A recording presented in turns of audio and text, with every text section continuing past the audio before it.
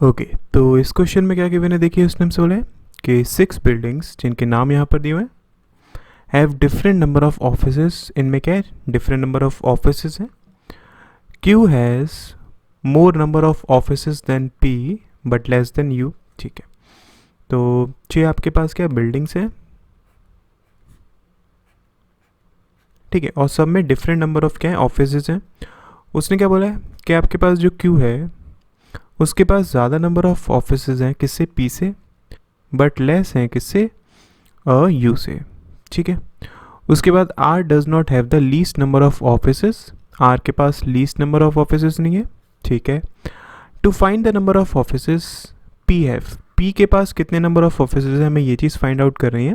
Which of the following statement या फिर statements are redundant, मतलब क्या, ऐसे कौन से स्टेटमेंट्स हैं जिनकी ज़रूरत हमें नहीं पड़ेगी।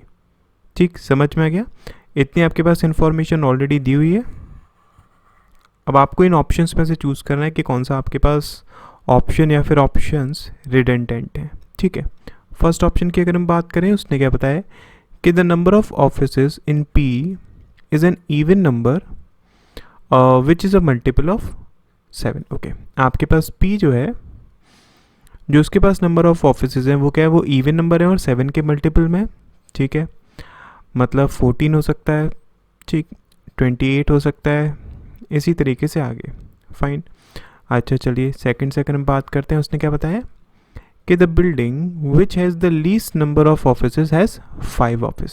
ठीक है, वो बिल्डिंग जिसमें लीस्ट नंबर ऑफ ऑफिसेज है, मतलब ये, उसमें कितने, 5 आपके पास ऑफिसेज हैं। उसके बाद the building which has second highest number of offices has 21 office. ठीक है, और अगर हम बात करें आपके पास वो बिल्डिंग जो कि सेकेंड हाइएस्ट जिसमें नंबर ऑफ ऑफिसेज हैं, उसमें कितने हैं, उसमें 21 दिए हुए हैं। ठीक है, अच्छा उसके बाद देखिए उसने बताया कि S has 11 less number of office than Q. ठीक है, फोर्थ में हमें क्या बताया कि एस के पास जो नंबर ऑफ ऑफिसेज हैं वो क्यू से 11 लेस है। ठीक है, इतनी आपके पास इंफॉर्मेशन दी हुई है।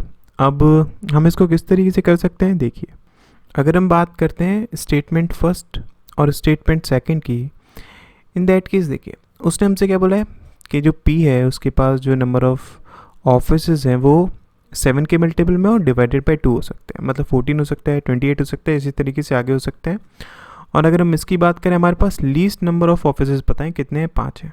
तो अगर मैं पी की बात करूँ, हम पी को मैक्सिमम से मैक्सिमम कहाँ पर पुट कर सकते हैं, अगर मैं फर्स्ट और सेकंड को जोड़ता हूँ तो पी को आप मैक्सिमम से मैक्सिमम यहाँ पर पुट कर सकते हैं, इसके आगे तो वो पुट होगा नहीं, इतना हमें कंफर्म है।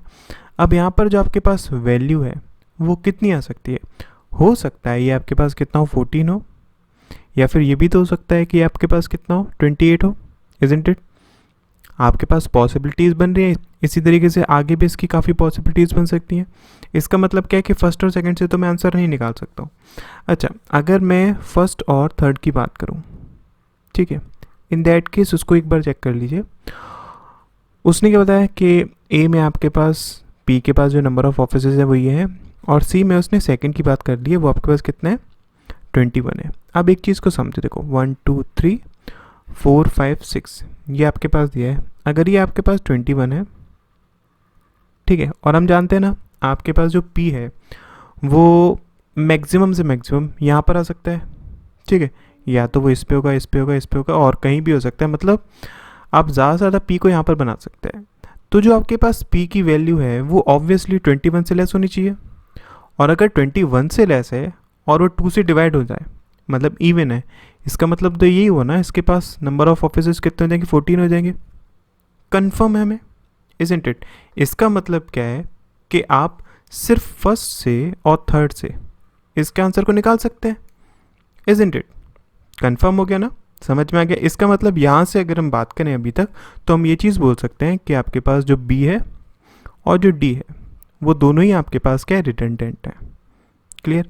अब इसी तरीके से एक बार को हम और चेक करने के लिए अगर मैं बात करता हूँ किसकी, डी की, क्या आप डी का यूज़ करके किसी तरीके से इसकी वैल्यू को फाइंड आउट कर सकते हैं। मतलब क्या, अगर मैं इसका यूज़ करता हूँ, बाकी इनमें से अगर मैं किसी का भी यूज़ करूँ, क्या मैं इसके आंसर को निकाल सकता हूँ?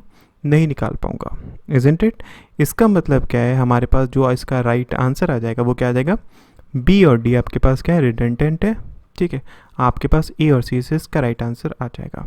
और यहाँ पर एक इम्पॉर्टेंट बात यहाँ पर बता दूँ कि आपके पास इसके ऑप्शंस जो होते हैं ना वो आपको बहुत ज़्यादा यूज़फुल रहेंगे। यहाँ पर मैंने आपको ऑप्शंस नहीं दिए थे, जस्ट टू मेक थोड़ा सा आप लोग दिमाग लगाएं, ठीक है।